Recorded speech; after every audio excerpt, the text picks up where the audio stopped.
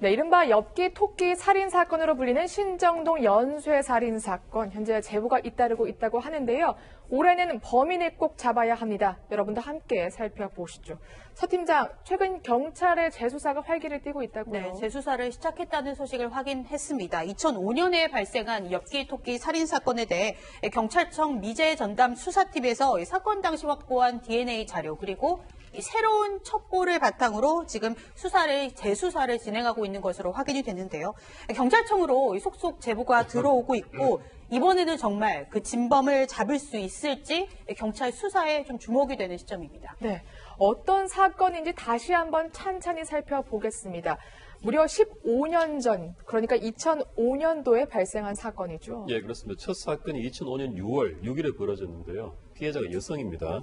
당시 20대 후반의 회사원인 이 여성이 오후에 감기 증상이 있어서 병원을 가던 도중에 네. 이 범인에게 납치를 당하고 결국 살해당하고 말았던 사건인데요. 이 시신을 발견한 사람이 이제 무단 투기를 단속하는 공무원이었습니다. 그래서 불법 쓰레기 투기 현장을 모니터링 하다가 이 시신을 발견을 한 겁니다. 근데 이 쌀포대를 두 개를 위아래를 이렇게 뒤집어 씌운 상태에서 노끈을 묶은 채로 뭔가 발견이 돼서 이게 불법 투기한 쓰레기인가 싶어서 이렇게 열어보니까 시신이 발견이 된 거예요. 그래서 경찰이 출동을 했고 이 부검을 해본 결과 이 사인은 경부 압박 질식사였습니다. 네. 목이 졸려서 살해당한 거죠. 네. 근데 이 시신 또 속옷이 반쯤 벗겨진 상태였고요.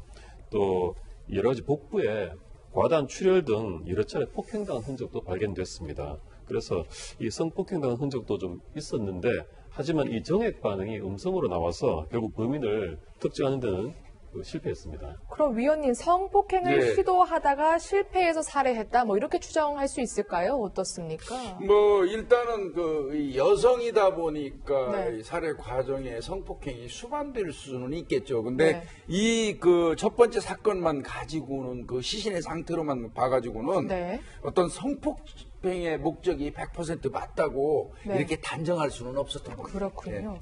팀장님, 그런데 5개월 뒤에 아주 비슷한 사건이 또 발생한다면서요? 그렇습니다. 신정도 골목이에요. 주택가 골목인데 40대 여성이 그러니까 그 날짜는 2005년 11월 20일인데 네. 40대 여성이 친정에 간다고 나간 뒤로 연락이 안 됐습니다. 그런데 확인해 봤더니 신정동 여기 있어요. 네. 거기에 그 폐쇄를 보니까 거기에서 올라오는 거는 봤는데 그들이 연락이 안 됐던 거예요. 그런데 그 여성이 그 시신을 발견이 됐는데 그 시신을 야외행 돗자리로 둘둘 감았어요. 그런 다음에 비닐봉지를 또 그 김장용 비닐봉지 있지 않습니까? 네. 그걸 씌운 다음에 노끈으로도 묶었고 전기서로도 묶었고 그리고 나일론으로도 묶었어요. 아주 끈으로 단단히 묶었어요. 묶었군요. 그리고 얼굴에 이제 검은 비닐봉지를 네. 씌웠기 때문에 이렇게 단단히 묶어놨는데 당시에는 CCTV가 없었기 때문에 그 확인을 못한 거죠. 그런데 어떻든 당시에 형사들이 확인해 보니까 상해에서 곰팡이가 발견된 거예요. 곰팡이요? 근데 그 여성분이 뭐 자기서 집에 나온 건 아니고 주변 딴 데서 외부에서 묻어온 건데 그 곰팡이를 확인해 보니까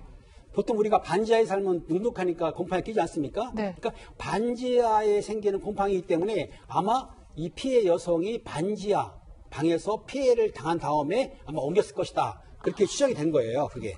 네. 그러면 위원님, 네. 이 두 사건 상당히 유사해 보이는데 네.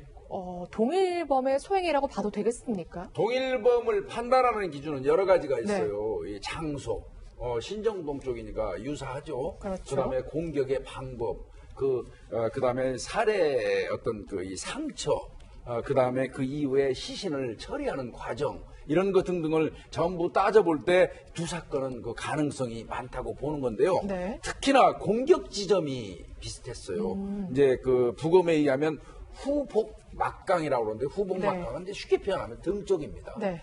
두 여성 다 등 쪽에 상처가 있었고 등 쪽에 공격을 당했다는 거거든요. 바꿔서 이야기하면 이 두 여성의 어떤 납치돼서 갔던 그 환경이나 자세가 네. 등 쪽에 상처가 날 수밖에 없는 그런 여건이었다는 것을 간접적으로 시사하기 때문에 네. 동일범의 소행으로 본 것 같고요. 무엇보다도 가장 크게 봤던 건 매듭입니다. 매듭이요. 예, 우리 여기 5사람이 있어도요. 어떤 끈을 주면서 어떤 물건을 묶어보라고 하면 사람마다 묶는 방식이 다 다릅니다. 그렇군요. 네, 그래서 매듭에서는 범인의 특징이 굉장히 자세하게 나와요. 네. 일단 얻을 수 있는 게 왼손잡이, 오른손잡이가 나와요. 장기는 쪽이 그렇겠네요. 다니기 때문에 아, 힘줘서 그렇네요. 뭐 그런 것처럼 매듭이 중요한데 이 매듭을 그 본 전문가가 이야기한 바에 따르면 상당히 이 매듭에 대해서 조예가 있는 사람이다. 그렇다면 이런 그 이 부류의 사람들은 대다수가 상품을 이 매듭 져서 포장한다거나. 먹는 포장하는 사람이거나 이삿짐 관련돼서 일을 하거나 네. 뭐 이런 사람들이 개연성이 있거든요. 근데 두 여성 다 그 매듭 부분에 대해서는 상당히 정교했다. 그래서 공통점으로 볼 때는 그 두 사람이 그 살해한 그 범인일 가능성이 높다 네. 이렇게 보는 겁니다. 매듭이 포인트다 이렇게 말씀해 주셨는데 이렇게 범행이 끝나나 했더니 바로 6개월이 지난 시점에 또 한 번 관련 사건이 발생한다고요. 역시나 신정동이었습니다. 네. 5월이었는데요.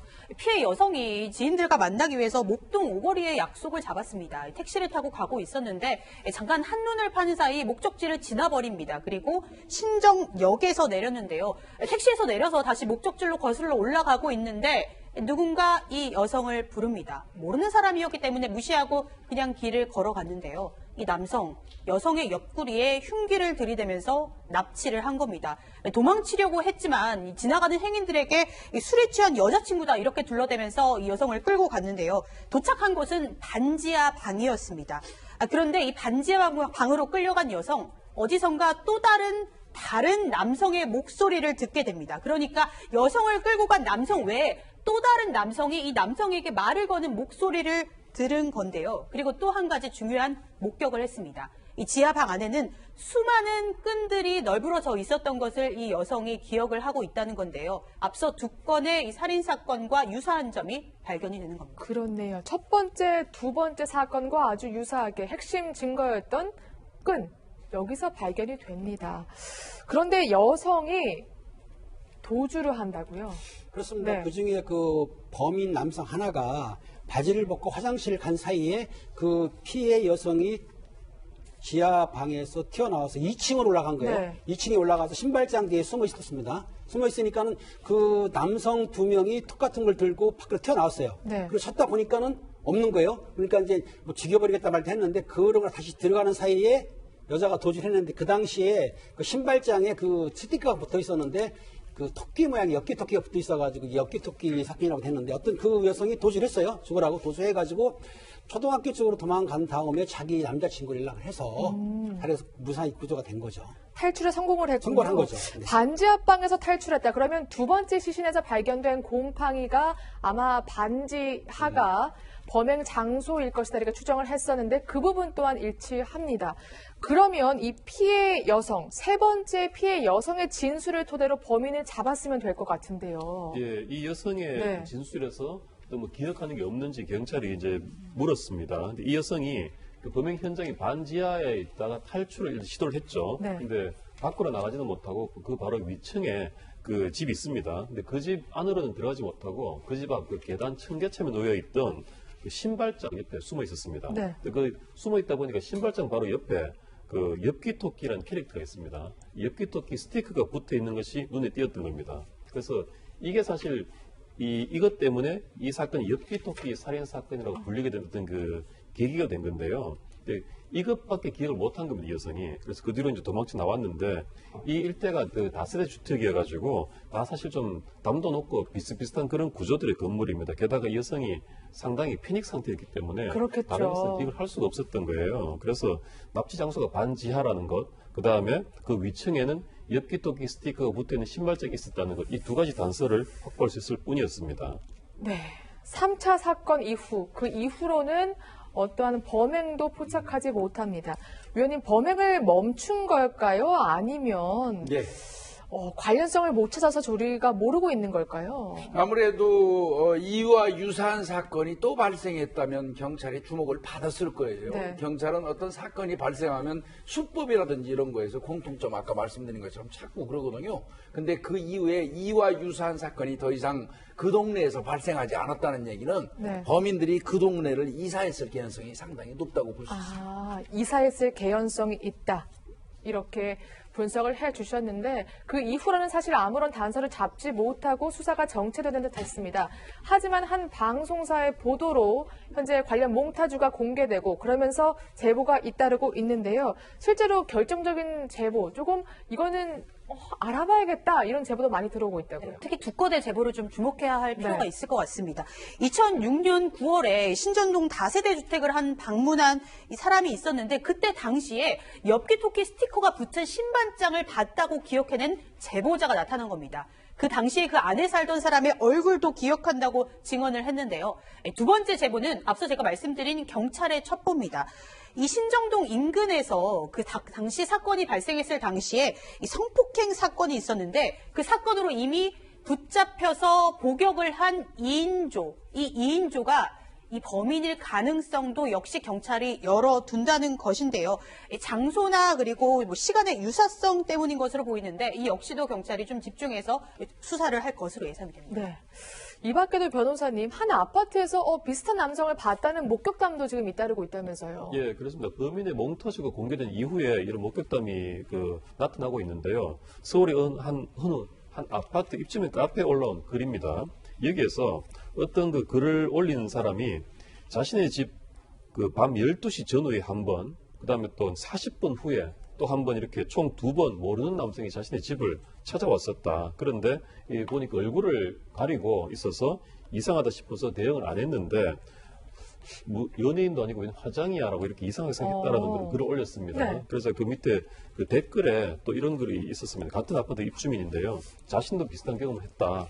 한 2, 3주 전쯤에 어떤 남자하고 같이 엘리베이터를 탔는데 청수를 안 누르더라는 거예요. 그래서 좀 이상하다 싶었는데 이 몽타주에 너무나 흡사한 얼굴이었다. 이렇게 한 글을 올랐고요. 또 하나의 댓글이 자신도 한 2주 전인가 밤늦게 엘리베이터를 타고 자기 집 층에 내렸는데 그 엘리베이터 옆 앞에 모르는 남자가 바로 서 있었더라는 거예요. 그래서 굉장히 깜짝 놀랐었다. 그리고 그 남자는 엘리베이터를 타지도 않고 계속 그 층에 서 있어서 무서워서 그냥 바로 집에 들어왔다. 이런 목격담을 올리기도 했습니다. 네, 팀장님 지금 신정동 2인조 그 제보부터 뭐 목격담, 뭐 댓글 잇따르고 있는데 바로바로 좀 조사를 할 수 없을까요? 불러서. 그게 쉽지 않습니다. 왜냐하면 네. 지금 2인조가 지금 강도 살인범으로 보고 있는데 실제적으로 지금 그 변호사님 말씀하신 대로 엘리베이터에서 좀 이상한 남자가 있었다. 아니면 네. 저희 뭐 집 앞에 있었다. 이거 가지고는 사실은 그쵸. 고소고발하기가 힘들기 때문에 네. 그 범인이나 특정하기가 힘들지 않습니까? 그렇기 때문에 사실 형사들이 인원 뭐 부정한 상태에서 일일이 저거를 정식으로 신고나 고소하지 않는 한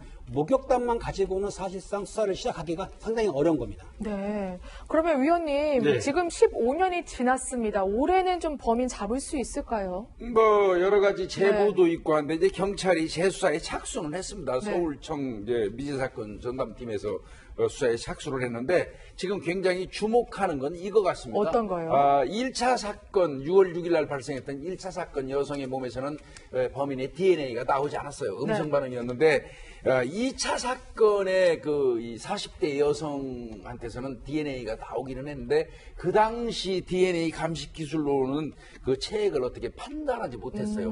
근데 지금 최근에 잘 아시다시피 이 유전자 이 분석 기술이 압도적으로 지금 발전했지 않습니까? 네. 그래서 재감정을 의뢰해가지고 한번 확인하는 그 방법을 쓰고 있고요. 네. 하려고 하고 그다음에 이제 지난 10년 동안 이와 유사한 그 사건으로 수감돼 있던 수감자들을 다시 한번 들여다보려고 하는 것 같고요. 네. 수법면에 있어서는 두 번째 40대 여성 같은 경우에는 그 시신 상태로 발견됐을 때 머리에 검정 비닐봉지를 씌운 상태였었어요. 이것도 일종의 범인의 입장에서는 시그니처입니다. 네. 그래서 그 부분을 좀 이제 착안해 가지고 유사한 어떤 그 비닐봉지를 씌워서 유기하는 그런 범인이 있었어요. 네. 예전에 천안 연살인 사건 때 범인들도 그런 그래요?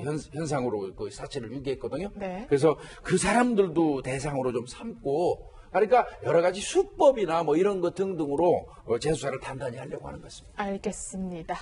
저희가 실시간으로 질문 받고 있는 거 아시죠? 이렇게 방송 보시다가 궁금한 점이 생기시면 여기 나와 있는 SNS로 남겨주시면 되겠습니다.